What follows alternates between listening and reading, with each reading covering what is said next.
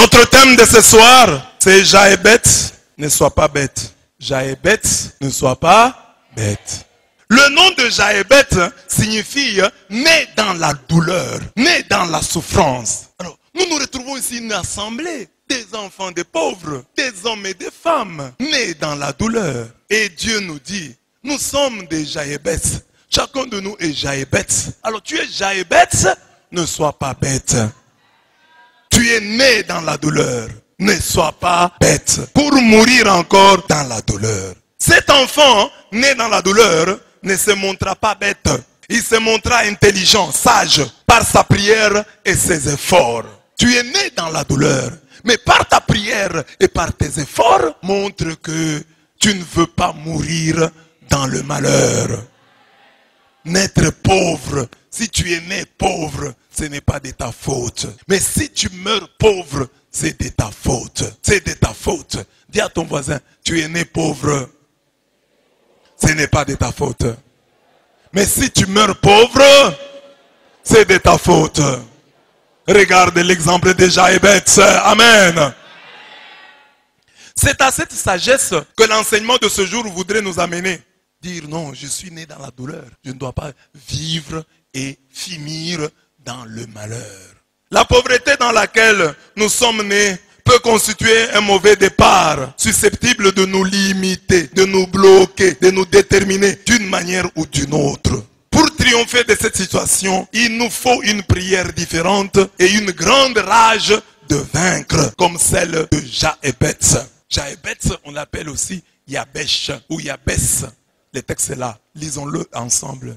Jaébet l'emporta sur ses frères. Sa mère lui donna le nom de Jaébet en disant, j'ai enfanté dans la détresse. Jaébet invoqua le Dieu d'Israël. Si vraiment tu me bénis, dit-il, tu accroîtras mon territoire. Ta main sera avec moi. Tu feras s'éloigner le malheur et ma détresse prendra fin. Dieu lui accorda ce qu'il avait demandé.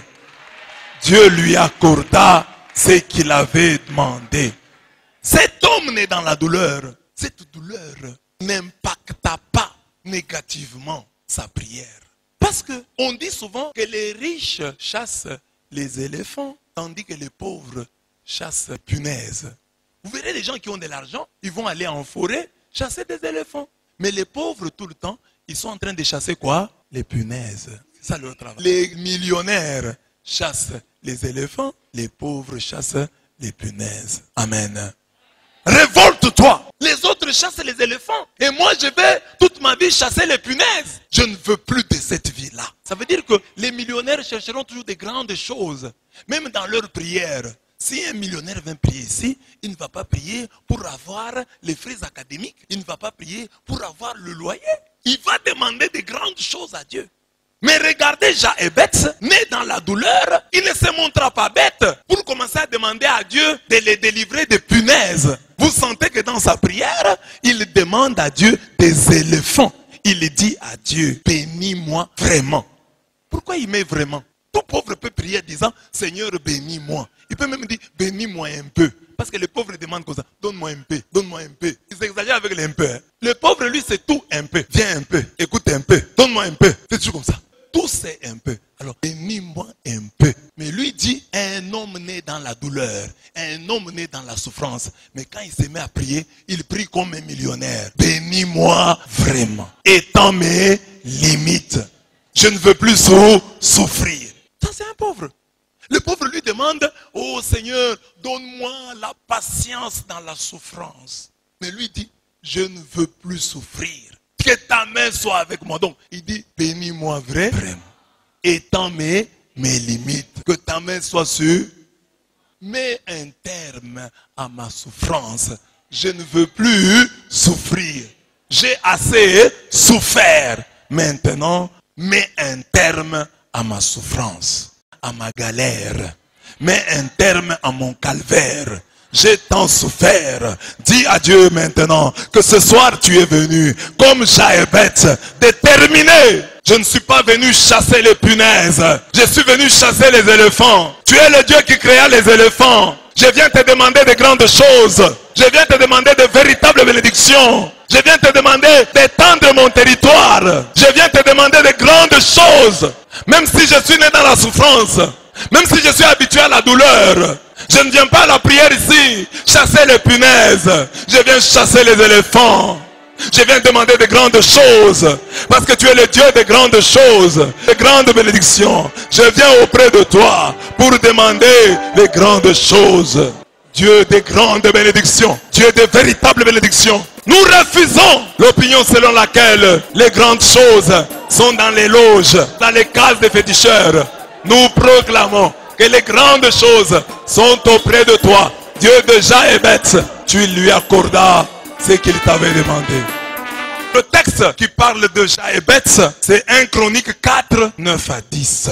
Jaébet l'emporta sur ses frères. Sa mère lui donna le nom de Jaébet en disant: je l'ai enfanté dans la détresse, je l'ai enfanté dans la douleur. Jaébet invoqua le Dieu d'Israël: si vraiment tu m'es béni, tu accroîtras mon territoire, ta main sera avec moi, tu feras s'éloigner le malheur et ma détresse prendra fin. Dieu lui accorda ce qu'il avait demandé.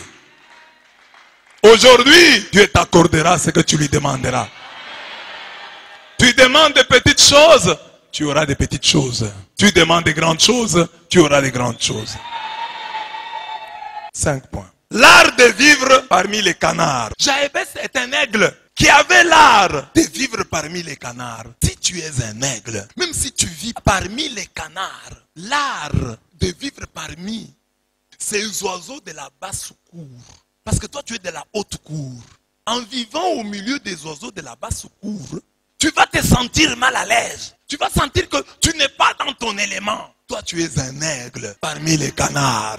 Le texte que nous étudions aujourd'hui, celui de 1 Chronique 4, 9 à 10, est très court. C'est seulement 2 versets, 9 et 10. Mais il est d'une grande densité spirituelle. Il commence par ce qui devait être sa conclusion. Jaébet était plus considéré que ses frères. Ça, c'est la conclusion.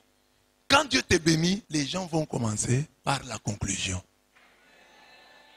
C'est ça qu'on va dire. Il est riche. Mais regardez comment il s'est enrichi. Donc on commence par la conclusion. On commence par ce que tu es maintenant. Par les résultats. Il dit, il est riche. Il s'est marié. Il a construit cette maison. Mais écoutez maintenant l'histoire. C'est ça qu'on dit ici. Jaébet était plus considéré que ses frères. Or, on devait d'abord dire, la maman de Jaébet l'enfanta dans la douleur. C'est pourquoi il lui donna ce nom-là qui signifie je l'ai enfanté dans la douleur. Un jour, Jaébet invoqua le Dieu d'Israël. Si tu me bénis vraiment, dit-il, tu accroîtras mon territoire. Ta main sera avec moi. Tu feras s'éloigner le malheur et ma détresse prendra fin. Dieu lui accorda ce qu'il avait demandé et Jaébet devint plus considéré que ses frères. Non, on commence par ça, par la conclusion. Amen. Que celui et que celle qui racontera ta vie à toi commence par la conclusion. Parce que si la conclusion est heureuse, on commencera par là. Il est riche, mais écoutez comment il s'est enrichi. Il est saint, mais écoutez comment il est devenu saint. Il est ceci. Mais les histoires des pauvres ne commencent pas comme ça. On commence comme on a commencé l'histoire de Jaébet. Il est né dans la douleur. Mais Jaébet était le plus considéré de ses frères. Mais comment cela est arrivé? On explique maintenant. Bien que né dans la douleur, cet homme fit une prière qui changea sa destinée. C'est ça qu'on veut dire. Jaébet est très respecté parmi ses frères. Mais comment il en est arrivé là-bas? Un jour, il fit une prière qui changea toute sa destinée. Bien aimé, tu peux prier de mois et de mois, des années et des années. Il y a un jour, une prière qui va changer toute ta destinée. C'est pourquoi il ne faut pas t'absenter à la prière. Tu ne sais pas le jour qui est ton jour. Le jour où Dieu va t'accorder ce que tu lui as demandé. Parce qu'un jour tu viens comme ça, le frère qui est à côté de toi te dérange. La soeur qui est à côté de toi dort. Et toi aussi tu es distrait. Mais un jour tu viendras. Le prêtre aura une onction spéciale ce jour-là. Une onction pour toi. Le frère qui est à côté de toi aura une onction spéciale. La chorale, onction spéciale. On entonnera un chant. Le prêtre donnera une requête. Tu prieras et c'est ce jour-là que Dieu t'accordera ce que tu lui as demandé. Aujourd'hui, je ne vais pas à la prière. Et si c'était ton jour? Et si c'était ton jour? Et pourquoi le diable ne veut pas qu'aujourd'hui j'aille à la prière? Les chrétiens ne se posent pas cette question. Pourquoi le diable aujourd'hui ne veut pas que j'aille à la prière? Pourquoi le diable ne veut pas que je reste à la prière? Jaébet sort vraiment du lot. Car avant et après lui, le texte est abrupt. Quand vous lisez, nous sommes dans 1 Chronique 4:9. Mais quand vous montez les versets avant et quand vous descendez les versets après, c'est abrupt. Lisons ensemble.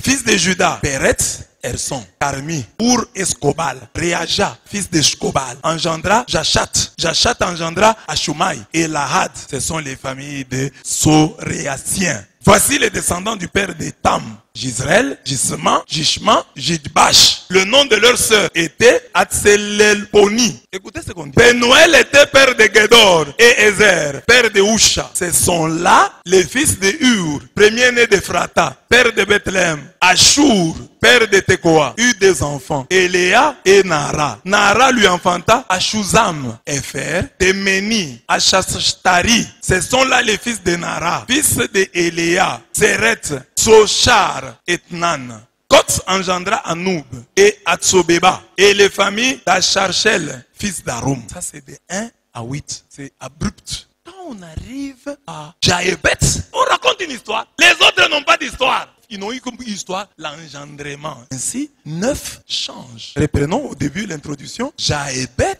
l'emporta sur ses frères. Sa mère lui donna le nom de Jaébet en disant, j'ai enfanté dans la détresse. Jaébet invoqua le Dieu d'Israël. Si vraiment tu me bénis, dit-il, tu accroîtras mon territoire. Ta main sera avec moi. Tu feras s'éloigner le malheur et ma détresse prendra fin. Dieu lui accorda. Pour Jaébet, on raconte une histoire. C'est 2 versets, mais on raconte une histoire. Il l'a mis au monde, il l'a mis au monde, il l'a mis au monde. C'est le fils de tel, c'est le père de tel, c'est tout. Et regardez après, 11. Quand cette histoire de Jaébet se termine, 11, qu'est-ce qu'on dit? Keloub, frère de Shusha, engendra Meshir, qui fut père d'Eshton. Eshton engendra la maison de Rapha. Paséa et Téchina, père de la ville de Nachash. Ce sont là les hommes de Reka. Donc les autres, on dirait des canards. C'est lui l'aigle qui sort du lot, qui est l'oiseau de la haute cour. Les autres sont de la basse cour. Jaébet l'emporte sur ses frères. C'est un aigle qui a vécu dans une famille de canards. Une famille qui avait des puissants liens de pauvreté et d'anonymat. Il n'a pas réalisé des grands exploits. Mais ce qui a fait sa grandeur, c'est une puissante et fervente prière faite un jour. La grandeur n'est pas dans le fait que Jaébet a d'abord construit des maisons. Non, Jaébet a prié un jour. On n'a pas dit qu'il priait chaque jour. Non, non. On a dit qu'il l'invoqua. On n'a pas dit qu'il l'invoquait. Il l'invoqua. Et Dieu lui accorda. Soigne la prière de chaque jour. C'est peut-être c'est ton jour là. Le jour de ton invocation. Le jour de ton exaucement. Ce qui a changé la vie de Jaébet, ce n'est pas, oh, il a fait des grandes études. Je ne suis pas contre les études. Oh, il a construit. Ce n'est pas ça. C'était un grand commerce, non. Une prière dans laquelle on pouvait voir la rage de vaincre, la détermination. Jaébet n'a pas gagné de grandes batailles ou édifié de grands monuments. Il a fait une prière. Du milieu de toute cette liste de noms, c'est lui qui est mis en évidence. C'est lui, Jaébet, qui est mis en exergue à cause de cette prière. C'est un vrai fils d'Israël, ex-Jacob. Il a fait comme Jacob, on dit, il invoqua le Dieu d'Israël. Le Dieu d'Israël, c'est le Dieu de qui? C'est le Dieu de Jacob. Jacob qui devint Israël. Après avoir fait quoi? Après avoir prié. Quand on dit le Dieu d'Israël, c'est le Dieu qui a changé le nom de Jacob en Israël après une prière forte. S'il est guerrier, si Jaébet est guerrier, c'est d'abord pour s'être battu contre Dieu. Nous sommes nés dans la douleur, avec des fondations de pauvreté et d'anonymat. Ton papa n'est pas connu, sinon dans le quartier. Ta maman n'est pas connue, sinon dans le quartier. Ton grand-père non plus. Vous avez des liens de pauvreté, des liens d'anonymat. Vous êtes une famille de célèbres inconnus, une famille sans griffes. On ne vous connaît pas. Si on cite vos noms à la radio, c'est pendant les communiqués nécrologiques. Nous sommes venus des familles sans griffes, des familles de célèbres inconnus. À part les sérieux dans les études, à part le travail et les relations, nous n'avons qu'un domaine où nous pouvons nous illustrer de manière rentable. Il y a bien sûr les études, il y a bien sûr le travail, il y a bien sûr les relations. Mais à part ces 3 domaines, hommes, enfants de pauvres, nous devons nous illustrer dans la prière. Et c'est ça qui me fait mal. Quand je vois les enfants des pauvres chercher des querelles avec Dieu, déranger au deuil, déranger au cours d'une célébration eucharistique, arracher les affiches. Tu vois une affiche, on a écrit, telle église organise une campagne. Toi, tu arraches l'affiche. Elle te dérange en quoi, enfant de pauvre? Jaébet, né dans la douleur, ne sois pas bête. Tu viens déjà d'une famille pauvre. Ne l'appauvris pas davantage. En donnant aux autres l'occasion de te maudire. Tu vas déranger les deuils d'autrui. Tu voles le couvercle du cercueil, tu fuis avec. Au deuil d'autrui, les gens sont dans la douleur. Toi, tu es né dans la douleur. Tu commets l'erreur de commencer à chanter des insanités. Il y a des gens qui sont éprouvés là-bas. Il y a une dame qui est devenue veuve. Il y a un homme qui est devenu veuf. Il y a des enfants qui sont devenus orphelins de père et de mère. Et toi, tu viens là chanter des insanités. Jaébet, né dans la douleur, ne sois pas bête. Dis à ton voisin, Jaébet, ne sois pas bête. Parce que tu es étudiant. Oh, nous avons perdu notre ami, notre collègue. Alors, nous allons créer du désordre au deuil. Jaébet, enfant de pauvres, né dans la douleur. Ne sois pas bête. Ne sois pas bête. Ne sois pas bête. Enfant de pauvres, Jaébet, né dans la douleur. Applique-toi dans les études. Applique-toi dans le travail. Applique-toi dans les relations. Applique-toi dans la prière. Que la prière soit le moule qui t'aide à bien étudier, à bien travailler et entretenir tes relations. Tu es né dans la douleur, mais Dieu te donne l'occasion d'étudier. Étudie sérieusement. Étudie sérieusement. Cherche la distinction. Cherche à te distinguer. Si tu rates la distinction, oui, retrouve avec une bonne satisfaction. Mais au moins, réussis. Jaébet, ne blague pas avec les études. Tu étudies avec l'enfant des ministres. Et toi, tu crois que ton père est devenu par contagion ministre. Ton père n'est pas ministre. Toi, tu es un enfant de pauvre. Bats-toi, étudie pour que demain, l'histoire de ta famille change. Tu ne viens pas d'une grande famille, mais Dieu t'a donné la mission de commencer avec toi une grande famille. Enfant de pauvres, travaille. Quand on te donne l'occasion de travailler, travaille sérieusement. Entraîne-toi aujourd'hui à bien faire la cuisine, à bien nettoyer la maison. Fais-toi aimer par ta manière de travailler. Sois connu comme un travailleur. Sois connu comme un bosseur. Sois connu comme une bosseuse. Et quand les gens te demandent pourquoi tu travailles comme ça, dites-leur, je n'ai pas droit à l'erreur. Je suis Jaébet, né dans la douleur. Je ne dois pas être bête. Jaébet, ne sois pas bête. Tu es né dans la douleur, vis dans le bonheur et meurs dans le bonheur. Jaébet, né dans la douleur, Dieu te donne l'opportunité de rencontrer des gens qui te font du bien. Lutte contre la mendicité. Ne mendie pas, garde ta dignité. Que le riche là voit que non, même si tu as besoin d'une chose, ne montre pas ton avarice, ne montre pas ta cupidité, ne montre pas ta gourmandise. Cache ta gourmandise. Tu es un pauvre. On t'invite quelque part pour manger. Tu fais une montagne. Tu prends 6 boules de foufou. Au-dessus là, tu mets la mayonnaise. Tu prends les spaghettis, tu mets. Les haricots, tu mets à côté. Feuille de manioc, tu prends. Amaranth, tu m'ajoutes. Et il y avait un peu de crème là, tu ajoutes aussi la crème. Quand tu passes avec l'assiette, les gens te regardent et se moquent de toi. Personne ne t'invitera chez lui. Personne ne va te prendre au sérieux. Surtout toi, fille. Une fille qui va à une fête, qui se sert 4 boules et qui prend toutes les viandes qui sont là. Viande de porc, et elle prend. Poulet, elle prend. Viande de vache, et elle prend. C'est ton problème. Après, tu vas nous donner du travail pour que nous commencions à prier pour ton mariage. Il n'y a aucun homme qui peut épouser une femme avec un gros appétit comme le tien. Tu as trop d'appétit. Amen. Évite une femme qui a trop d'appétit. D'abord là, tu vois, elle est comme ça. Elle n'a pas encore mis au monde. Elle mange comme ça. Et quand elle mettra au monde, amen. En toute chose, le juste milieu. Que ceux qui sont pauvres là, très pauvres, c'est de leur faute. Ils ont une part de responsabilité. Demandez à tous les pauvres que vous connaissez. Les vrais, parce que nous sommes aussi des pauvres. Mais les vrais là, demandez-leur. Vous trouverez toujours que ils sont à la base. Ils sont pour quelque chose dans leur situation. Ils ont toujours eu des opportunités qu'ils n'ont pas saisies. J'ai rencontré un homme, il me disait à l'époque, j'étais encore jeune prêtre, moi je n'avais pas encore vu $2000. Mais lui me disait, Monsieur l'abbé, moi j'ai déjà eu plus de $20 000. J'ai dit, tu en as fait quoi? Oh Monsieur l'abbé, j'ai pris la boisson, j'étais dans les femmes et j'ai tout perdu. Mais quand vous le voyez, c'est monsieur qui vous parle, qu'il avait eu $20 000, vous avez pitié de lui.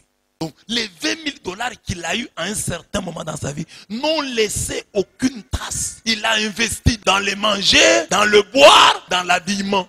Et vous savez le défi que vous avez avec l'histoire. Vous qui avez une bénédiction commençante, les gens vous attendent au tournant. Je vous dis, tout celui qui est bien maintenant, les gens t'attendent au tournant. Ils vont te dire, c'est vous qui étiez content, c'est vous qui vous réjouissiez à telle époque. Parlez encore aujourd'hui. C'est ainsi que lorsque tu as réussi, lorsque Dieu t'a béni, tant soit peu, essaye mon frère de profiter de cette grâce que tu as. Parce que demain, ce sont les gens que tu as aidés là qui vont se moquer de toi. Tu payes un pantalon, tu payes une chemise, tu portes une veste.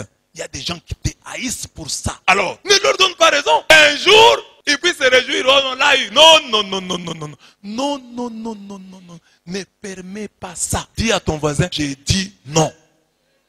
Au nom de... Un prophète lui dit, tu as les combats, les sentinelles combattus, les illettrés combattus, les célibataires combattus. Seulement toi, qui es marié, qui est intellectuel, qui a étudié. Toutes les prophéties sur les combats là n'en sont pas une. Les prophéties sur le combat ne sont pas des prophéties. Tous ceux qui vous les donnent, dites-leur, je savais déjà. La Bible me dit, ils vous feront la guerre, mais ils ne vous vaincront pas. Tout boulot que tu as, ce n'est pas d'abord pour t'enrichir. Il y a des boulots que Dieu donne pour qu'on te voie. Dieu te poste là simplement pour être vu. Il dit, travaille ici. Ce n'est pas pour les salaires. Ici, c'est pour la visibilité. Reste seulement ici. Tu n'auras pas de grands salaires. Mais je t'ai mis ici pour que quelqu'un puisse te voir. Quelqu'un te verra.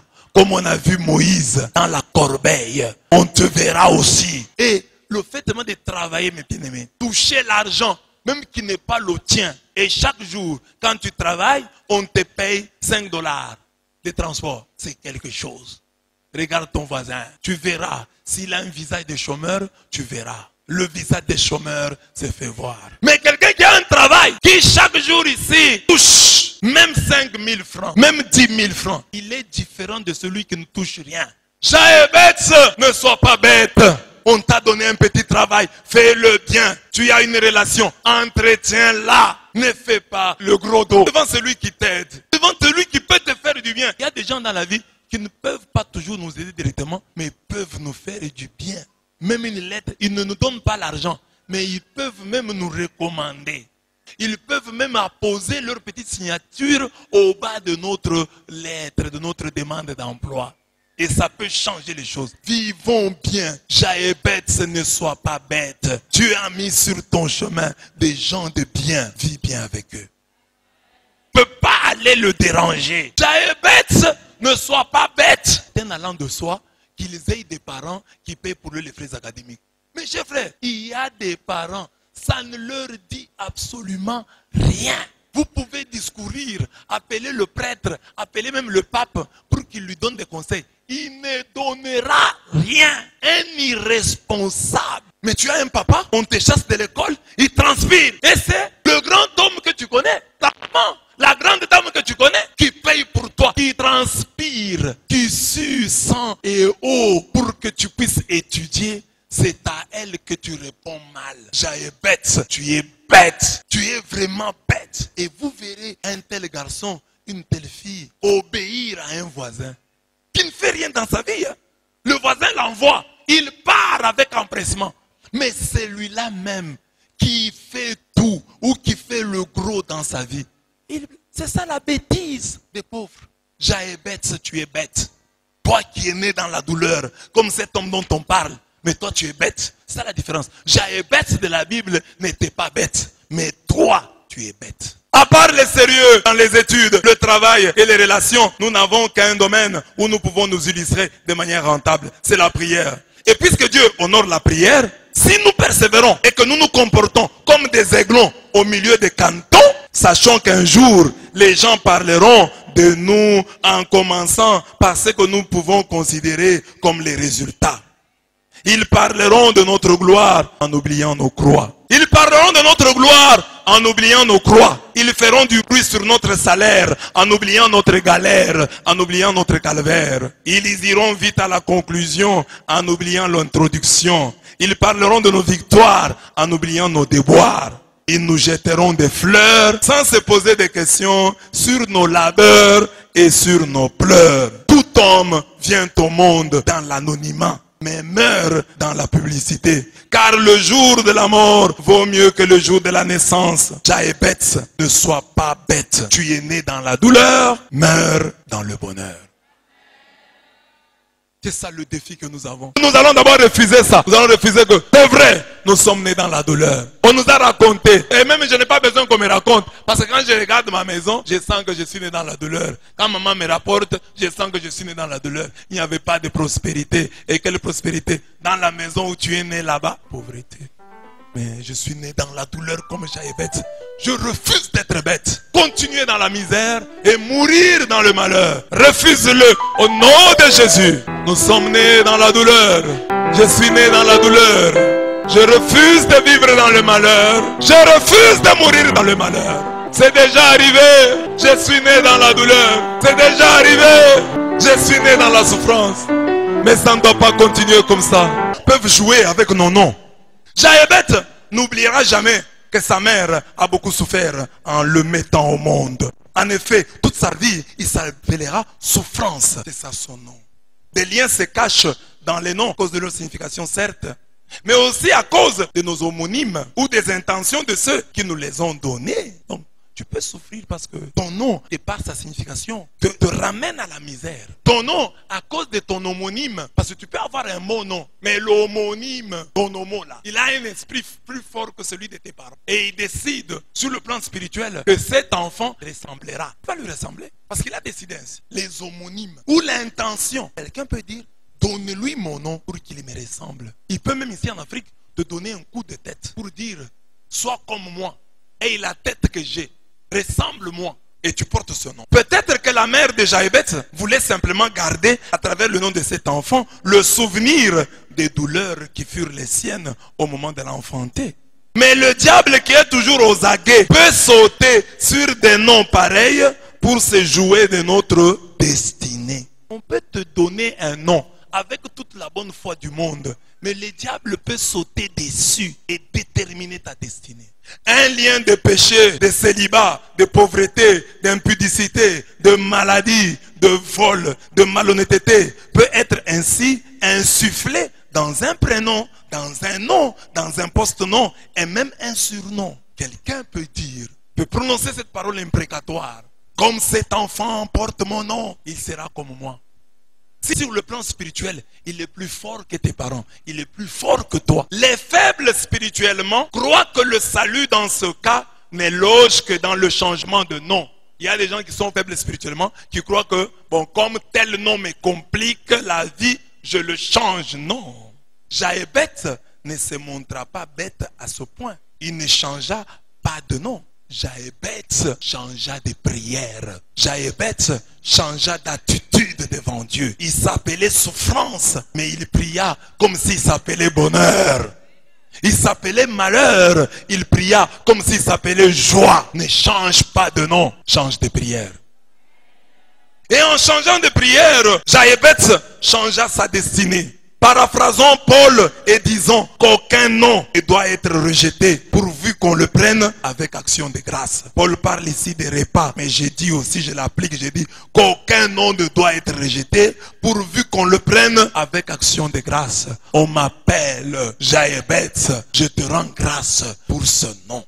Il faut que tu l'acceptes, ce nom qu'on t'a donné, et que toi-même tu lui donnes une autre direction. Tu lui donnes un autre sens. Sens en tant que direction, sens en tant que signification. En effet, nous connaissons des hommes et des femmes portant d'excellents noms. Des noms très significatifs, mais trimant très sérieusement. Sinon, si la bénédiction était liée au nom, tous les Richards seraient riches. Tous les Oliviers auraient une longue vie. Toutes les Maries seraient saintes. Mais il n'en est pas question. il y a des gens qui portent le nom de Richard et qui triment sérieusement. Donc la bénédiction n'est pas liée au nom. Jaébet ne changea pas de nom. Il changea de prière. Il y a des Makenga, il y a des Mateso, il y a des Mampasi, il y a des Makiadi heureux, riches, en bonne santé. Donc le problème n'est pas le changement de nom, c'est le changement de prière. Il y a des gens qui portent des noms à problème avec une inconsciente action de grâce. C'est le cas de Rebecca. Rebecca signifie ensorcelante, qui prend au piège celle qui a eu ce qu'elle voulait. C'est ça, Rebecca. Elle est ensorcelante, celle qui ensorcelle. Ça sonne mal. Donc, elle est sorcière. Mais ici, l'ensorcellement dont on parle, c'est le charme qu'elle avait.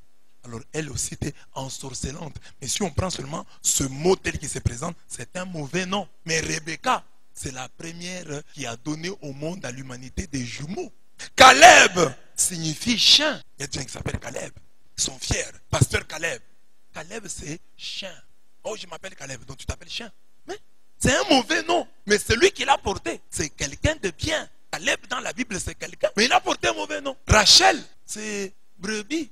Brebis, c'est quoi? Ça sonne pas bien. Rachel de la Bible, c'est une bonne personne. Paul. Paul signifie petit. Paulus, petit. Mais Paul est grand. C'est le grand Paul. C'est un Paul. Mais Paulus signifie petit. Ces prénoms existent parmi nous. Que tous ceux qui portent des noms problématiques comprennent comme Jaébet que tout est sanctifié par la parole de Dieu et par la prière. 1 Timothée 4, 5. Jean 15, 3. Et par l'aumône. Luc 11, 41. C'est clair. Le blanchiment du nom c'est fait à travers la parole. Le blanchiment du nom, c'est fait à travers la prière, à travers l'aumône. Jaébet, ne sois pas bête, prends conscience de ton nom et prie sur lui. Quand tu pries sur ton nom, tu dis, Seigneur, je connais la signification de mon nom, c'est ceci. S'il est positif, tu dis, Seigneur, que je sois, c'est qu'est mon nom, parce qu'il est positif. Mais si il y a quelque chose de négatif lié à ce nom, venant de mon homonyme, venant de l'intention de ceux qui m'ont donné ce nom, je brise tout cela au nom de Jésus. Il faut prier sur ton nom. Si il est positif, dis merci à Dieu et dis-lui, donne-moi d'être mon nom. S'il est négatif, ne change pas. Dis à Dieu, moi je comprends ça autrement. Tu dois prier ça sur ton nom. Tu dois toi-même prendre conscience de ton nom. Tu prends conscience de ton nom. Tu vas jusqu'à l'homonyme. Qui est mon nom? Je ne le connais peut-être pas. Mais s'il y a quelque chose de lui, un lien quelconque, je le brise. Et si dans l'intention, ceux qui m'ont donné le nom avaient de mauvaises intentions. Parce qu'ils peuvent être animés de bonnes intentions, mais ils peuvent aussi être animés de mauvaises intentions. S'ils avaient de mauvaises, je brise tout cela. Mets-toi debout maintenant, nous allons prier sur nos noms. C'est peut-être aujourd'hui la prière qui va te donner du travail. Parce que souvent quand on voit ton nom, lorsque tu déposes les dossiers, on regarde ton nom les décourage. Qu'est-ce qu'ils voient dans ton nom? Qu'est-ce qu'on a mis dans ton nom? C'est l'heure, mes frères, c'est l'heure, mes sœurs, de prier sur nos noms. Tu vas dire à Dieu, voilà mon nom, il signifie ceci. Ou je ne connais pas sa signification. Si de par mon nom, ou de par l'intention de ceux qui m'ont donné, il y avait une mauvaise foi, il y avait quelque chose de mauvais, je brise cela. Et j'appelle toutes les grâces du ciel, toutes les grâces de la terre sur mon nom. Tu vas bénir ton prénom, ton nom et ton surnom et ton post-nom. Au nom de Jésus.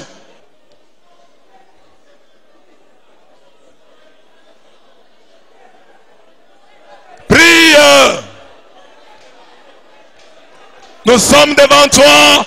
Dieu de Jaébet, comme lui nous ne changeons pas de nom, mais celui que nous avons, ce que nous portons, nous le sanctifions par la parole, nous le sanctifions par la prière, nous le sanctifions par l'aumône.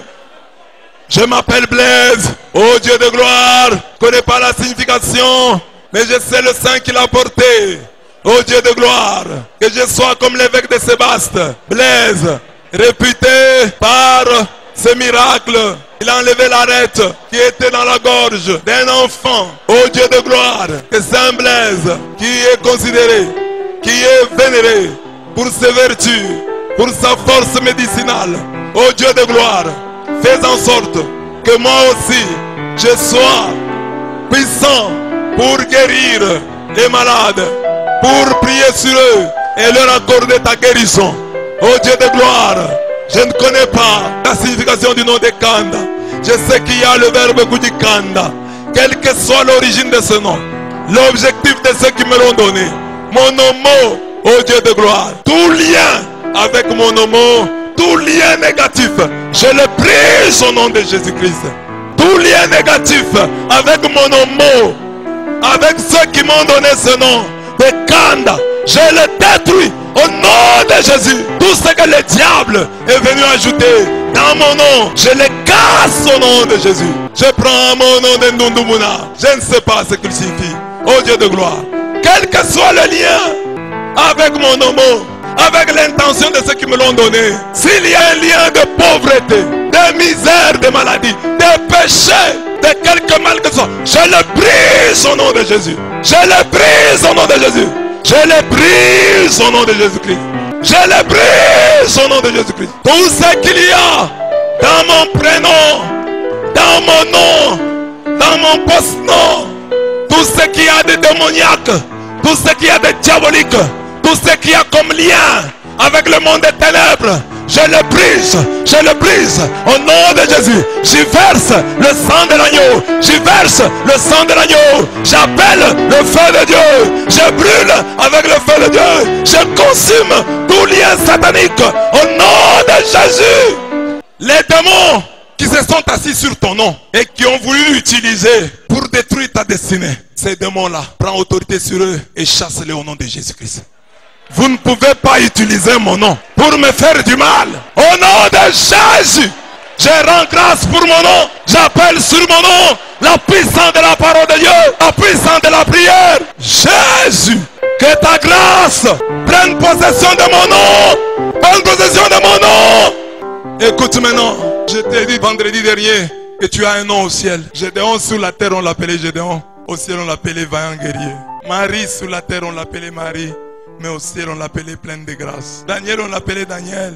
Mais le ciel l'appelait fils de prédilection. Salomon, on l'appelait Salomon. Mais le ciel l'appelait Yedidia. Bien-aimé, que mon nom du ciel, celui que toi tu m'as donné, prédomine sur tout autre nom. Dans le nom que tu m'as donné au ciel, se trouve écrite ma véritable destinée. Ce sont les hommes qui m'appellent tel et tel. Mais toi, tu m'appelles d'un nom de gloire, un nom glorieux. Prions le Seigneur que ce nom-là que j'ai porté auprès de toi, dès avant la fondation du monde, que ce nom-là l'emporte sur les autres noms. Jaébet, ne sois pas bête. Prends conscience de ton nom et prie sur lui. Ne t'arrête pas seulement ici, mais aie l'habitude de prier sur ton nom. Aie l'habitude de prier sur ton nom. Aie l'habitude de prier sur ton nom. Que ton nom, partout où il va, il réjouisse le cœur des gens. Que les gens soient contents de prendre ton dossier et de l'ouvrir. Que ton nom n'énerve personne. Au nom de... La prière des pauvres qui veulent devenir riches. Jaébet est un personnage de la Bible qui, à première vue, n'a rien pour réussir. En effet, sa mère, parce qu'elle l'ayant mise au monde dans la douleur, a trouvé juste de lui donner ce nom de Jaébet qui veut dire douleur, souffrance, ou littéralement, c'est lui qui est né ou cause ou causera de la souffrance ou de la douleur.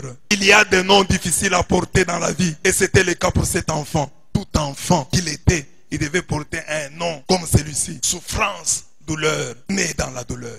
Mettons-nous un peu à sa place. Pas facile de s'entendre appeler ainsi chaque jour de son existence, sans parler de la moquerie que cela a dû engendrer. Mais Jaébet n'est pas un fataliste, il n'est pas un doloriste. C'est au contraire un battant. Il refuse ce fardeau. Il dit non à la souffrance. Il dit non à la douleur. Il dit non à la fatalité. Non à la médiocrité. Il va changer les choses par sa prière. Sa prière audacieuse va transformer le mal en bien. Elle change sa vie qui pourtant semblait écrite d'avance. Il va renverser la vapeur en priant, croyant que Dieu va intervenir. La prière a cette faculté de changer les situations. Il n'y a aucune situation que Dieu ne puisse changer.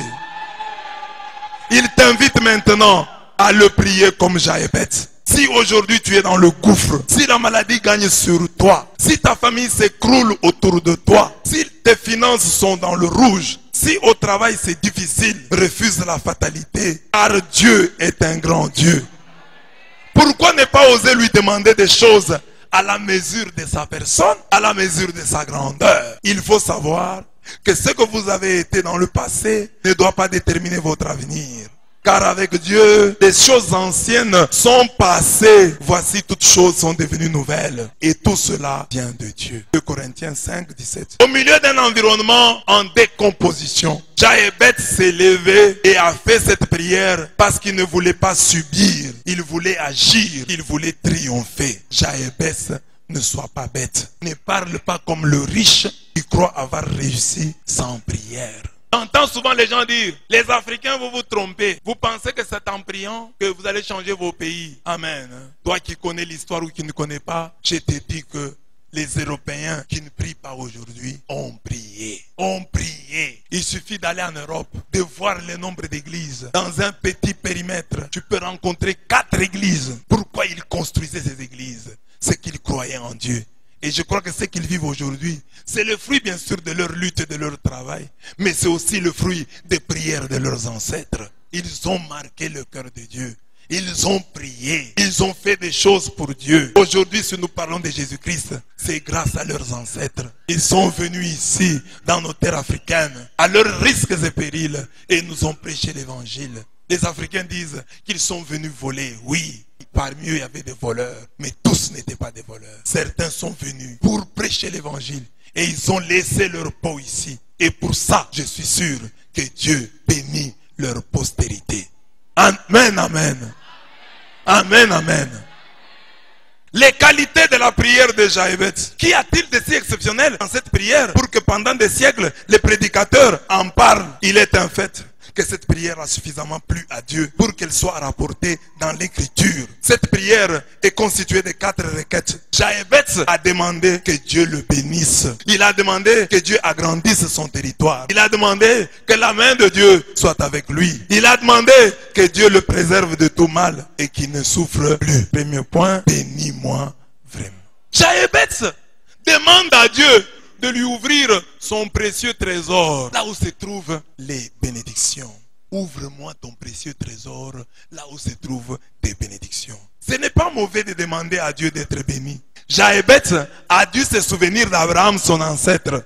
Je ferai de toi une grande nation et je te bénirai.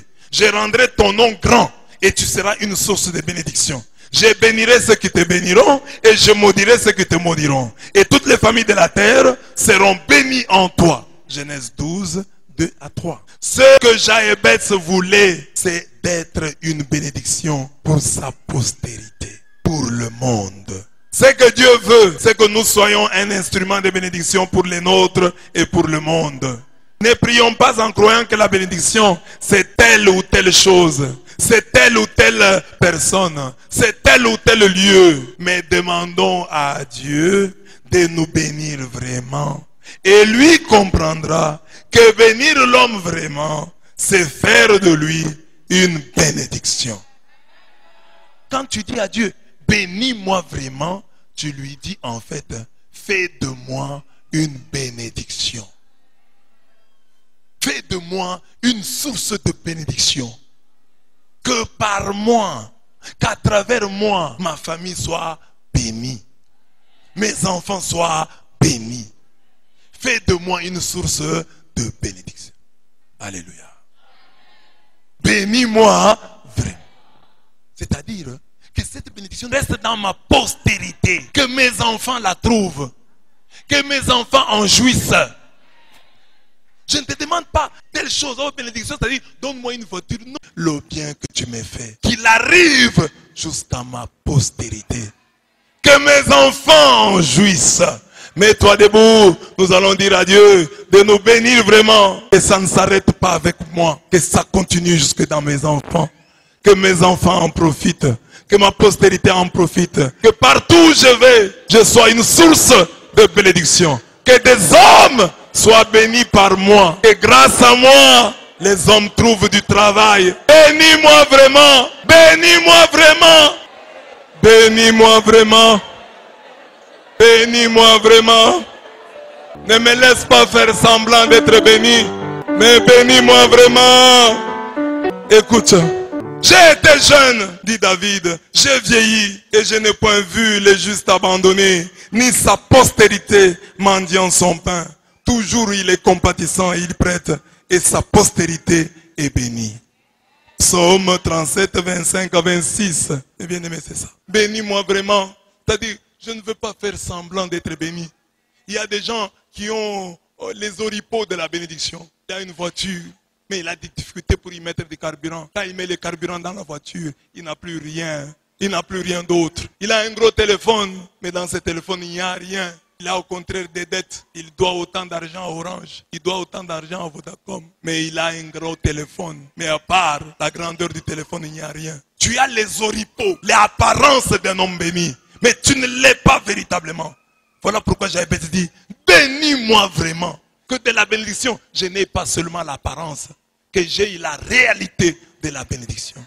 Que les gens ne me perçoivent pas comme béni, mais que je le sois véritablement. Il y a des gens qui ne sont pas bénis, mais ils sont propres. Hein? Ils font des efforts pour être propres. Ils se soignent, mais ils ne sont pas bénis. Ils économisent, sont des grands économistes, mais ils ne sont pas bénis. Que Dieu te bénisse vraiment. Que Dieu te bénisse vraiment. Ne fais plus semblant. Sois réellement béni.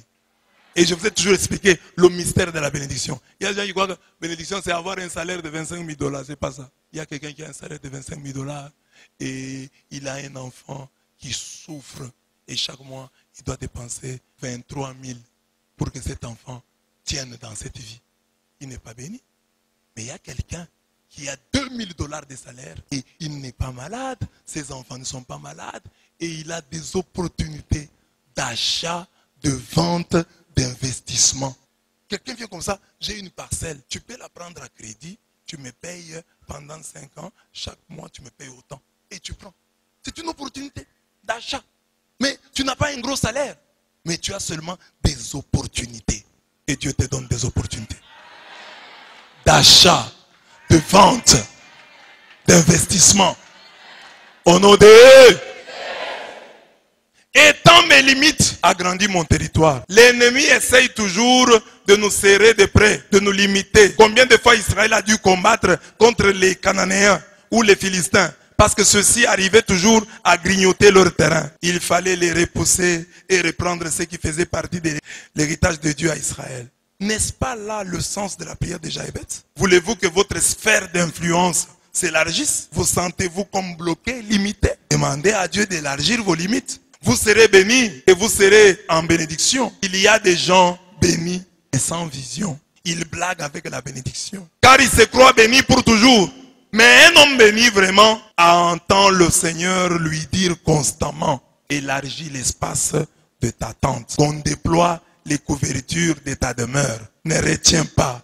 Allonge tes cordages et affermis tes pieds. Car tu te répandras à droite et à gauche. Isaïe 54, 2. La vraie bénédiction, c'est celle sur laquelle il est écrit, je me suis glorifié et je me glorifierai. C'est pourquoi il dit, étant mes limites, que je ne sois pas limité à avoir 1 000 $. Il y a des gens qui ont une limite. Tu dois gagner l'argent, 500 $. Il n'a jamais gagné 1 000 $. Il n'a jamais gagné 10 000 $. Il n'a jamais gagné 20 000 $. Il n'a jamais gagné 40 000 $. Il n'a jamais gagné 100 000 $. Il n'a jamais gagné 1 million de $. Le diable lui a imposé des limites et lui-même s'est imposé des limites. Il ne peut pas aller au-delà d'eux. Il y a des limites. Dans le monde des ténèbres, tu as tellement prié qu'ils ont finalement accepté. Bon, on le laisse. Qu'il ait même 50 $, qu'il ait même 500 $, qu'il s'arrête là, qu'il ait même 2 enfants, qu'il ait même un enfant. Nous acceptons. Comme il a beaucoup prié, nous cédons quand même. Nous lui laissons cet enfant-là. Mais il ne va pas avoir le deuxième. Il ne va pas avoir le troisième. Les limites là, que t'ont imposé les fortunes du mal, il faut les casser. Au nom de Jésus. C'est ça la prière de Jaébet. Dans mes limites. Que je ne sois pas limité là-bas. Que j'aille au-delà. C'est ça la bénédiction. La bénédiction, tu t'es glorifié en me donnant 500 $. Tu t'es glorifié en me donnant 1 000 $. Tu t'es glorifié en me donnant 500 000 $. Glorifie-toi maintenant. Donne-moi 1 million de ta femme, auprès de tes enfants. C'est ça la sphère d'influence. Tu as un pouvoir décisionnel seulement sur tes enfants, seulement sur ta femme. Et toi, femme, sur tes enfants. Que Dieu étende les limites. Que tu commences à décider, que ta sphère d'influence s'agrandisse. Que tu aies un mot à dire dans le quartier. Que tu aies un mot à dire dans la commune. Que tu aies un mot à dire dans la province. Que tu aies un mot à dire dans le pays. Que tu aies un mot à dire en Afrique. Que tu aies un mot à dire dans le monde. Que Dieu te donne un nom. Qu'il étende tes limites. Qu'il étende tes limites. Écoutez la prière de cet enfant de pauvre. Il n'était pas bête. Il n'a pas dit, comme mon père n'était pas connu, même moi non plus, même si on ne me connaît pas, ce n'est pas un problème. Il a dit, mon père n'était pas connu, moi je dois être connu. Mon père s'était limité à ce point, moi j'irai au-delà. Jaébetz a refusé les limites.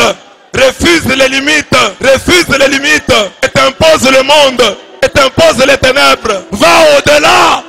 Regarde les montants que tu peux avoir. Même les gens qui te donnent.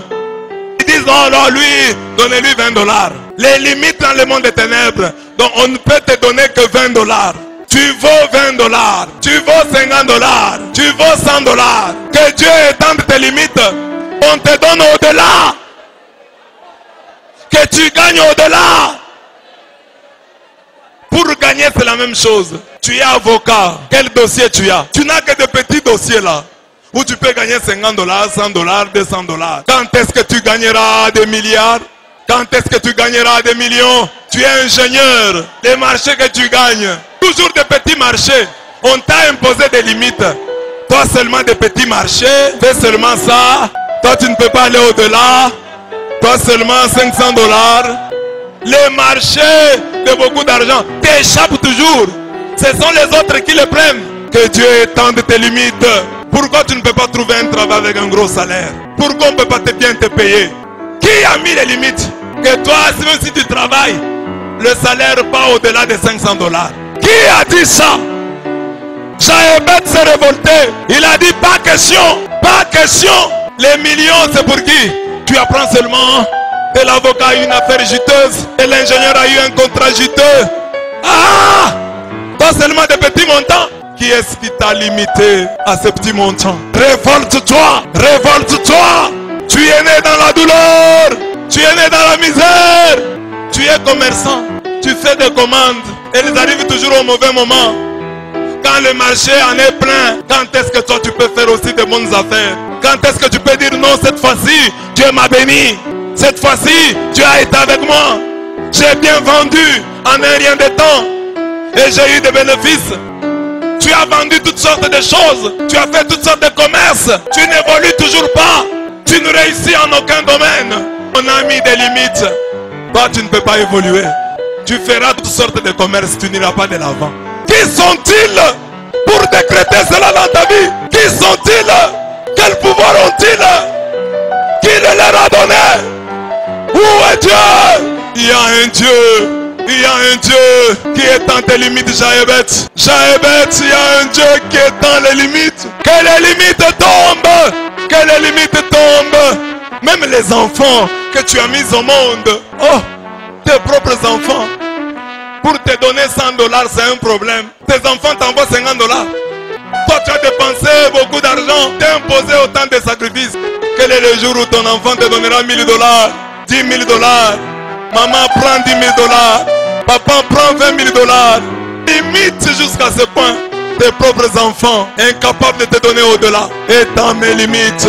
Étends mes limites. Étends mes limites. Étends mes limites. Ah, vous ne pouvez pas faire une semaine. Vous mangez bien. Vous mangez bien lundi. Mardi, vous ne mangez même pas. On vous punit. Pour avoir bien mangé lundi, on vous punit, vous ne mangez pas mardi. Pourquoi? Mange bien lundi, mardi, mercredi, jeudi, vendredi, samedi. Oh, ils ont mangé bien lundi, mardi, ils ne mangent pas bien. Pourquoi? Tu entres dans une parcelle.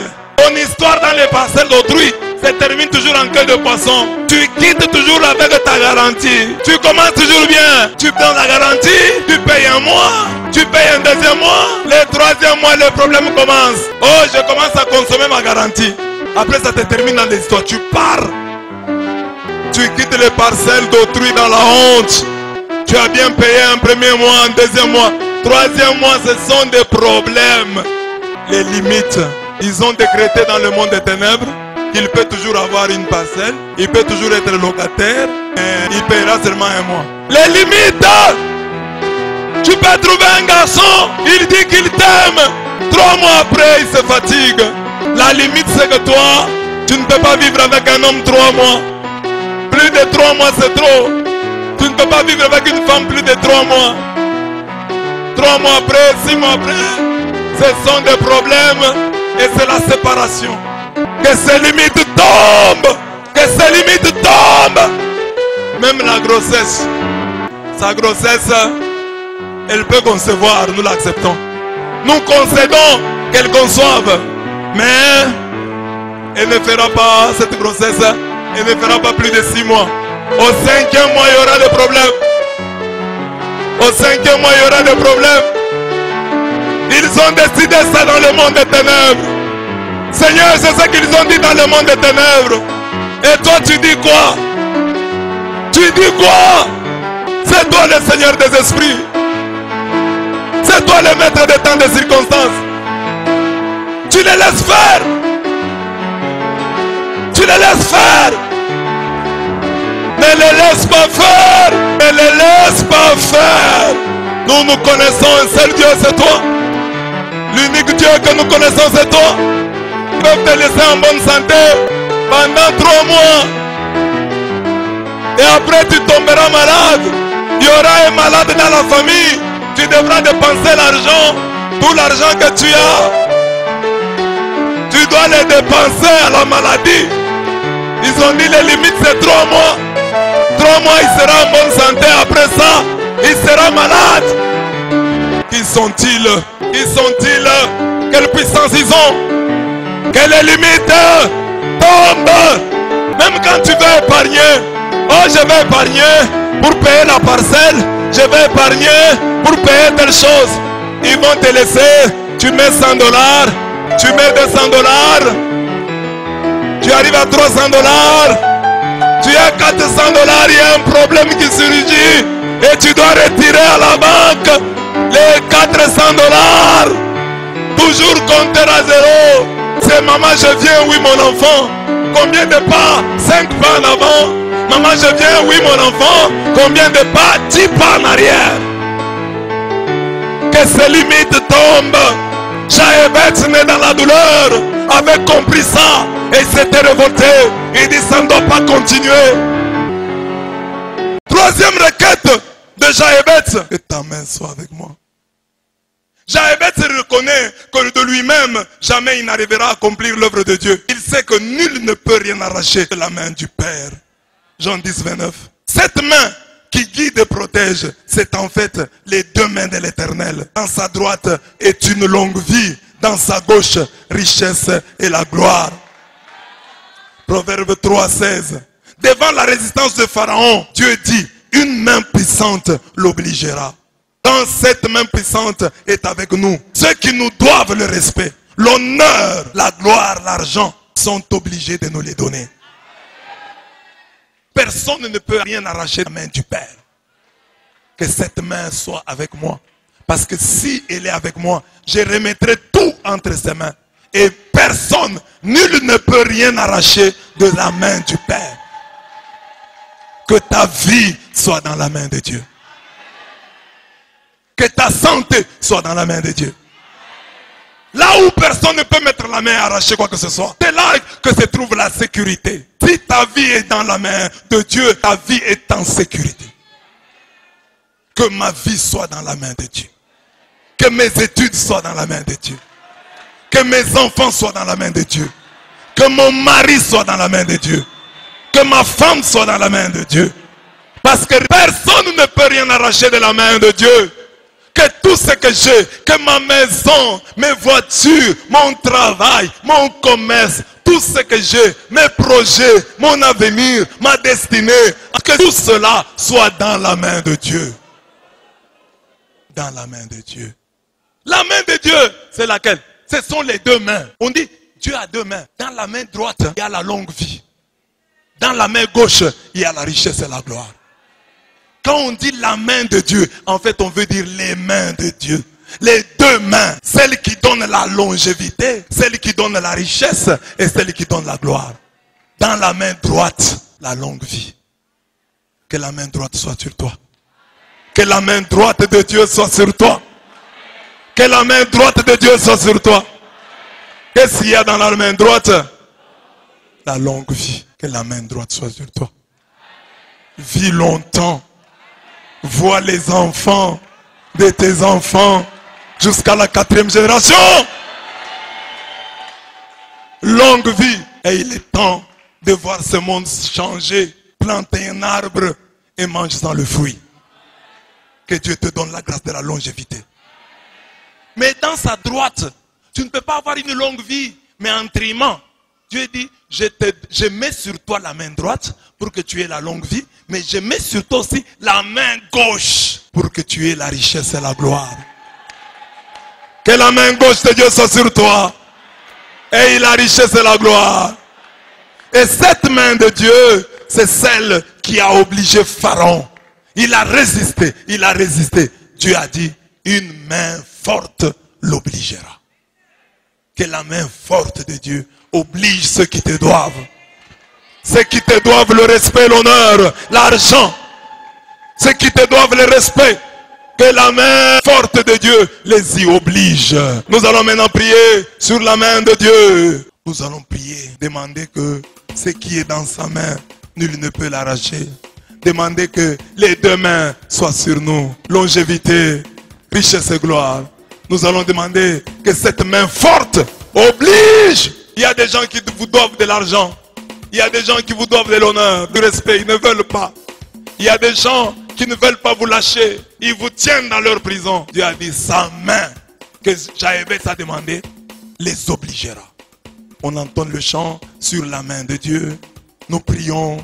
Nous entrons dans les 3 intentions directement. Ce qui est dans ta main, que personne ne l'arrache.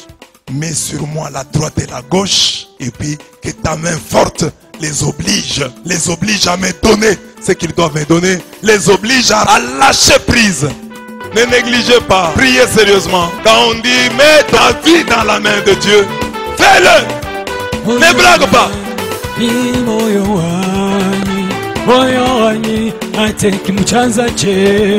y a les pharaons qui ne veulent pas lâcher. Une main puissante, une main forte l'obligera. Ma prière n'a pas de force, mais ta main est forte. Ma voix n'a pas de force, mais ta voix est forte. C'est cela que je demande. Ta voix, ta main, frappe de ta main. Ils vont lâcher. Ils vont lâcher. Frappe de ta main. Ils vont lâcher. Amen. 4e demande de Jaébet. Préserve-moi du mal, en sorte que je ne sois pas dans la douleur. J'ai beaucoup souffert. Trop, c'est trop. Maintenant, je ne veux plus souffrir. Par cette 4e requête, Jaébet, qui n'était pas bête, veut vivre le psaume 91, 2 à 16. Lisons ensemble. Car c'est lui qui te délivre du filet de l'oiseleur, de la peste et de ses ravages. Il te couvrira de ses plumes et tu trouveras un refuge sous ses ailes. Sa fidélité est un bouclier et une cuirasse. Tu ne craindras ni les terreurs de la nuit, ni la flèche qui vole de jour, ni la peste qui marche dans les ténèbres, ni la contagion qui frappe en plein midi. Que 1000 tombent à ton côté et 10 000 à ta droite, tu ne seras pas atteint. De tes yeux seulement tu regarderas et tu verras la rétribution des méchants. Car tu es mon refuge, ô Éternel, tu fais du très haut ta retraite. Aucun malheur ne t'arrivera, aucun fléau n'approchera de ta tente. Car il donnera à ses anges de te garder dans toutes tes voies. Ils te porteront sur les mains, de peur que ton pied ne heurte contre une pierre. Tu marcheras sur le lion et l'aspic. Tu fouleras le lionceau et les dragons. Puisqu'il m'aime, je les délivrerai, je les protégerai.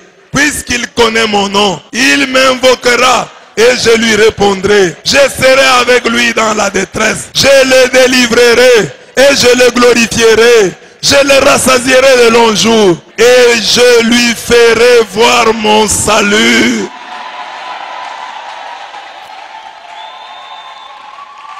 Jaébet veut expérimenter Luc 10, 19. Que dit Luc 10, 19? Lisons.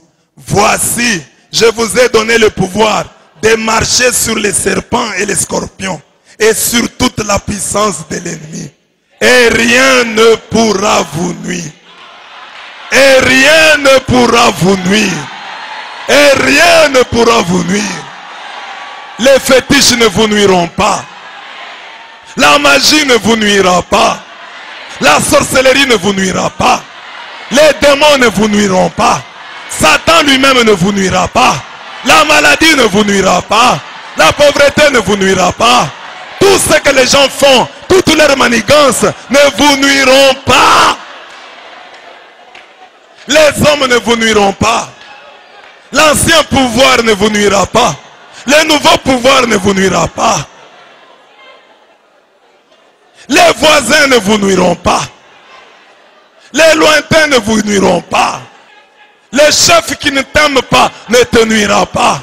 Les collègues qui ne t'aiment pas ne te nuiront pas. Les amis qui t'envient là, qui te jalousent là, ne te nuiront pas. La deuxième femme que ton mari est allé chercher ne te nuira pas. Celles qui tournent autour de ton mari ne te nuiront pas. Rien ne pourra vous nuire. Rien ne pourra vous nuire. Jaébet a dit, je ne veux plus souffrir. Je ne veux plus souffrir. Je suis né dans la douleur. J'ai déjà trop souffert. C'en est trop. C'en est assez. Maintenant, je ne veux plus souffrir. Que je sois dans le bonheur. Que je vive maintenant dans la joie. La tristesse. Abat la tristesse. Abat les malheurs. Je veux vivre dans le bonheur. Je veux vivre dans le bonheur. Car j'ai tant souffert. Cette prière osée a dû toucher le cœur de Dieu. Un homme enfanté dans la douleur devait normalement demander la diminution de ses douleurs. Seigneur, j'ai trop souffert, diminue un peu ma douleur, allège un peu ma croix. Lui dit non, je ne veux plus souffrir. Il n'a pas demandé à Dieu l'endurance. Donne-moi l'endurance dans la souffrance. Non, je ne veux plus souffrir. Un homme né dans la douleur, Jaébet n'était pas bête. Il fait des prières osées. Il est pauvre, mais il prie comme un riche. Prie comme un enfant de roi. Quand un enfant de roi demande à son père, voyez un peu ce qu'il va demander. Il ne va pas demander des punaises. Il va demander des éléphants. Dieu est capable de faire en sorte que je ne souffre pas. Dieu en a les moyens. Alors je vais lui demander. Il y a des chrétiens qui ont pitié de Dieu. Ils voient comme Dieu comme leur papa, qui a des moyens réduits. Qui voit Dieu comme leur président, qui n'a pas toutes les cartes en main. À qui une ou l'autre chose échappe. Mais tu as un Dieu qui a le plein pouvoir. Rien ne lui échappe. Il n'est surpris par rien. Il a la maîtrise de tout. Quand tu viens devant lui, demande-lui sans hésiter. Ose lui demander.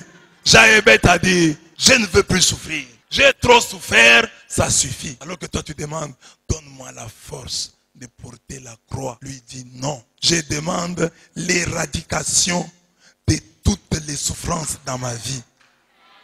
Les liens sont vaincus par la foi au Dieu du bien. Jaébet ne se montra pas bête. Il fit à Dieu une prière osée qui fut exaucée. Ta prière osée sera exaucée.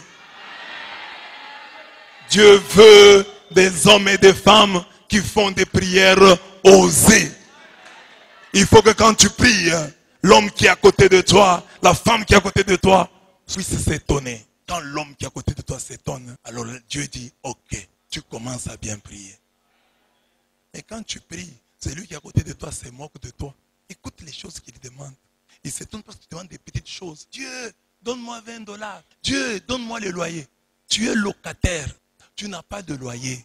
Ne demande pas à Dieu le loyer. Demande à Dieu une propriété. Oh Seigneur, c'est la fin du mois. Comment je vais payer? Non. Seigneur, moi je devrais avoir une maison. Moi je devrais être chez moi. Donne-moi un chez moi. Donne-moi une maison. Je dois avoir un chez moi. Si le propriétaire t'entend, il va rire.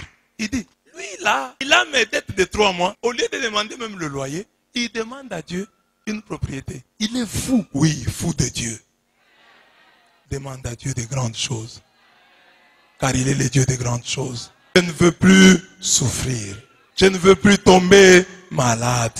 Je ne veux plus manquer de l'argent. Je ne veux plus manquer de l'argent. Je ne veux plus manquer de moyens de transport. Je ne veux plus manquer du carburant. Je ne veux plus manquer du crédit. Dans mon téléphone, il y a toujours avoir de l'argent. Argent, crédit, forfait. Dans mon téléphone. Parce que toi, tu es mon berger. Je ne manque. Mets-moi les unités. Mets-moi les forfaits. Mets-moi de l'argent. Demande à Dieu cela. Je ne veux pas manquer. Tu es mon berger. Je manque des chaussures. Tu es mon berger. Je manque des habits. Je manque à manger. Je manque même la charge. Amen. Et Dieu lui accorda ce qu'il avait demandé. Et Dieu lui accorda ce qu'il avait demandé. C'est qu'un homme sème, voilà ce qu'il moissonne. Quand tu viens à la prière, tu pries mal, tu demandes des petites choses. Ne t'étonne pas de récolter de petites mauvaises choses. Jaébet, avec ferveur, a demandé à Dieu de grandes choses. Et la Bible dit, et l'Éternel lui accorda ce qu'il avait demandé.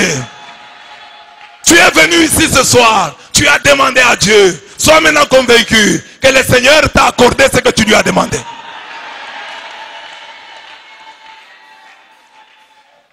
Voilà ce que Dieu écrit à la fin de cette prière que tu viens de faire.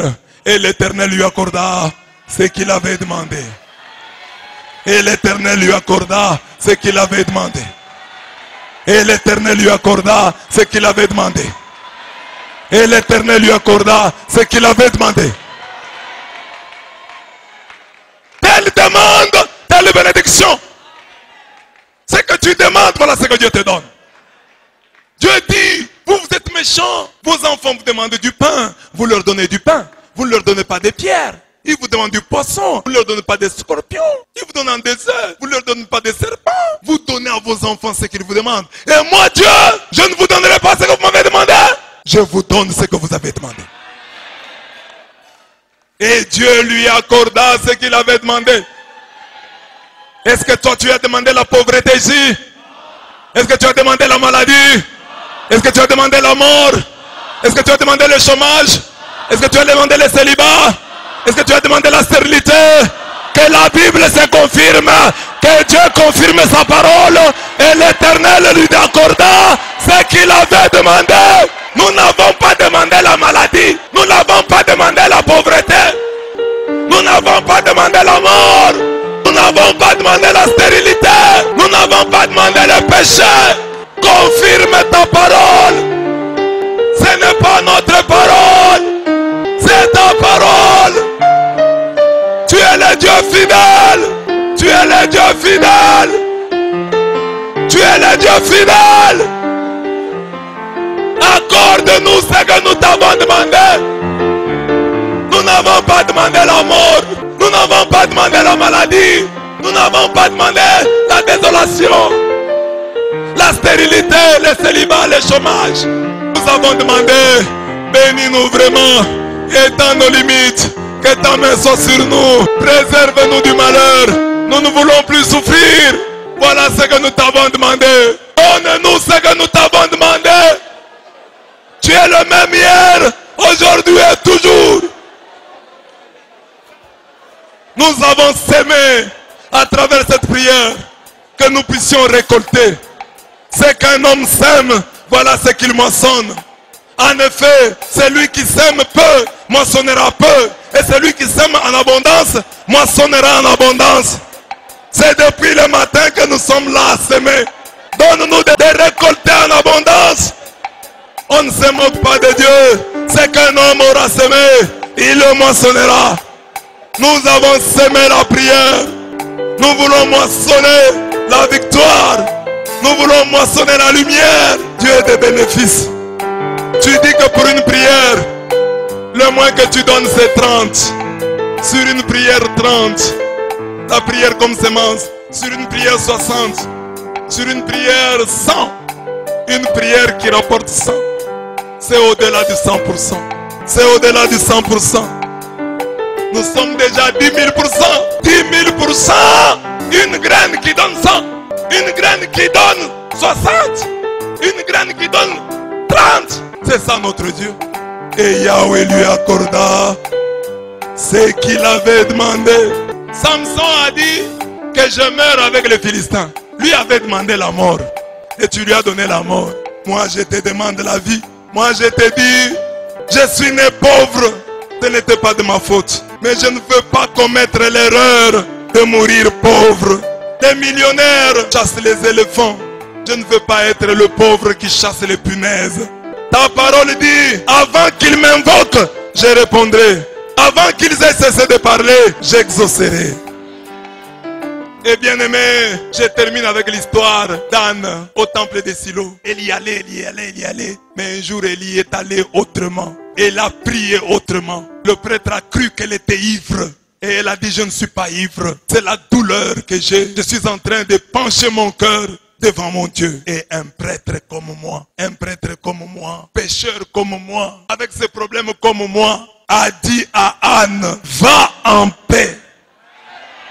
Et que le Dieu d'Israël, celui-là même que Jaébet a invoqué, que le Dieu d'Israël exauce la prière que tu lui as adressée. C'était un prêtre comme moi qui lui a dit, et cette nuit, moi comme prêtre, en vertu du pouvoir qui m'est conféré, je te dis, va en paix, et que le Dieu d'Israël exauce la prière que tu lui as adressée. Jaébet, tu as déjà échoué dans beaucoup de domaines. Jaébet, ne te montre pas bête en échouant en matière de prière. Jaébet, n'échoue pas en rage de vaincre. Jusque-là, mon bien-aimé, tu as échoué dans les études, tu as échoué. Tu ne t'es jamais distingué. Dans le mariage, tu es en train d'échouer. Ton mari ne t'aime pas beaucoup. Ta femme ne t'aime pas beaucoup. Vous vivez à couteau tiré. Tu es en train d'échouer. Mais il y a un domaine où tu dois refuser l'échec. Les enfants des pauvres, ceux qui sont nés dans la douleur. Nous nous appelons Jaébet, mais nous ne voulons pas être des bêtes. Jusqu'à ignorer que notre force se trouve dans la prière. Que notre force se trouve dans la prière. Le diable ne veut pas que nous puissions prier parce qu'il ne veut pas nous voir sortir de ces chaînes. Alors nous avons compris que notre force, nous les Jaébet, notre force se trouve dans la prière. C'est pourquoi je vais prier maintenant. Et à la maison je prierai aussi. Je prierai demain matin au réveil. Je prierai à midi. Je prierai sur mon chemin. Moi je suis Jaébet, né dans la douleur. Papa ne m'a pas laissé d'héritage. L'héritage que mon père m'a laissé, c'est la prière. Mon père m'a dit, mon fils, si tu pries mieux que moi, ton père, tu auras ce que moi je n'ai pas eu. Tu seras ce que moi je n'ai pas été. Tu iras là où moi je n'ai pas été. Parce que moi peut-être je n'ai pas bien prié. Mais mon fils, si toi tu pries bien, c'est Dieu de la Bible te bénira. C'est Dieu de la Bible te fera du bien. Jaébet, tu es né dans la misère, dans la douleur. Jaébet ne vit pas dans la douleur. Jaébet ne meurt pas dans la douleur. Jaébet ne meurt pas dans la douleur. Jaébet ne meurt pas dans la douleur. Ne sois pas bête jusqu'à négliger la prière. Tu es déjà né dans la douleur. Pour venir à la messe, Jaébet, on doit te forcer. Jaébet, pour venir à la messe, on doit te menacer de suspension. Jaébet, né dans la douleur. Tu dors sans prier. Né dans la douleur. Né dans la souffrance. Tu dors sans prier. Tu te réveilles sans prier. Tu manges sans prier. Jaébet, pourquoi tu es bête? Pourquoi tu es bête? Toi qui es né dans la souffrance, tu ne connais pas les chemins de l'étiche. Tu ne connais pas les chemins de l'auge. Tu n'as que Dieu. Tu n'as que Dieu. Tu n'as que Dieu. Tu n'as que Dieu. Tu n'as que Dieu. Tu n'as que Dieu. Tu n'as personne d'autre dans cette maladie. Dans cette maladie, il n'y a que Dieu. Dans cette souffrance, il n'y a que Dieu. Jaébet, ne cède pas la distraction. Le diable fait te distraire. Il va te dire, tu garderas ton mari avec le contrôle, en contrôlant son téléphone. Non, maman, ce n'est pas en contrôlant son téléphone. Jaébet a réussi par la prière. Tu réussiras par la prière. Jaébet, ne sois pas bête. N'oublie pas ta vraie source. Ta vraie source se trouve en Dieu. Ce n'est pas en coopérant. Ce n'est pas en corrompant. Jaébet, tu vas t'enrichir. Jaébet, tu ne t'enrichiras pas par la corruption. Jaébet, ce n'est pas ton chemin. Jaébet, né dans la douleur. Né dans la douleur. Ta force est dans la prière. Ta force est dans la prière. Ta force est dans la prière. Ta force est dans la prière. Jaébet, ne sois pas bête. Ne fais pas comme si tu étais déjà riche. Ne fais pas comme si tu étais déjà béni. Comme si le diable t'avait déjà abandonné. Jaébet regarde Israël. Jaébet, Israël a quitté l'Égypte. Est-ce que Pharaon l'a lâché? Jaébet, né dans la douleur. Jaébet, pourquoi tu scies l'arbre sur lequel tu es assis, Jaébet? Jaébet, pourquoi tu craches dans la main qui te fait du bien, Jaébet? Bête, tu te comportes comme si Dieu n'était pas là. Comme si Dieu n'existait pas. Jaébet, tu crois que cette situation va se terminer comme ça sans prière, Jaébet? Jaébet, tu tombes dans le piège de Satan qui t'éloigne de Dieu. Puisque je suis en vie, c'est-à-dire ils ne m'ont pas vaincu, ils peuvent te laisser vivoter pour te tromper. Mais ils t'ont déjà tué. Professionnellement, ils t'ont tué. Et ils ont d'autres puissances. La nuit, ils invoquent d'autres forces. Quand toi tu dors, Jaébet, tu dors comme un bébé. Alors que tu as des enfants à nourrir. Jaébet, eux la nuit ne dorment pas. Ils font des incantations avec ton nom, Jaébet.